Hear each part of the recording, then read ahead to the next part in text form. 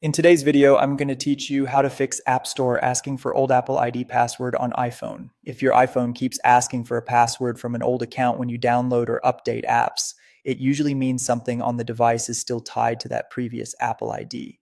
Let's walk through a clean, reliable way to fix it. Start by signing out of your current Apple ID and giving the device a quick refresh. Open Settings, tap your name at the top, then choose Sign Out. You'll be asked to enter your current Apple ID password to confirm, and you may see options to keep a copy of items like contacts or keychain on your iPhone.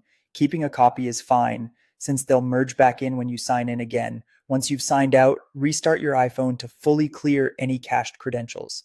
After the restart, sign back in with the Apple ID you actually want to use for the App Store. Go to Settings, tap Sign into your iPhone, and enter the correct Apple ID and password. If you use two-factor authentication, approve the sign-in and enter the verification code. This refreshes your account across iCloud and the App Store and helps remove old, lingering authentication prompts. Next, check for iOS updates. Open Settings, go to General, then Software Update. If an update is available, install it and restart your iPhone afterward. Updates often include fixes for account syncing and App Store authentication bugs, so this step is worth doing even if you're only a version or two behind. If you still see the old password prompt when updating or opening a specific app, that app was originally downloaded with the old Apple ID. The only way to break that link is to remove and reinstall it under your current account.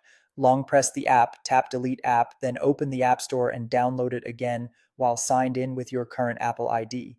Keep in mind, deleting an app can remove local data, so make sure any important content is backed up or synced within the app before you remove it. If the issue persists across the system, use Reset All Settings as a safe last resort. Go to Settings, General Transfer, or Reset iPhone, tap Reset, then choose Reset All Settings. This won't delete your photos, messages, or apps, but it will reset things like Wi-Fi networks, Face or Touch ID, wallpapers, and some preferences. Afterward, reconnect to Wi-Fi and continue using your iPhone as normal. That's it. If this helped, please like the video and subscribe for more App Store tips and tutorials.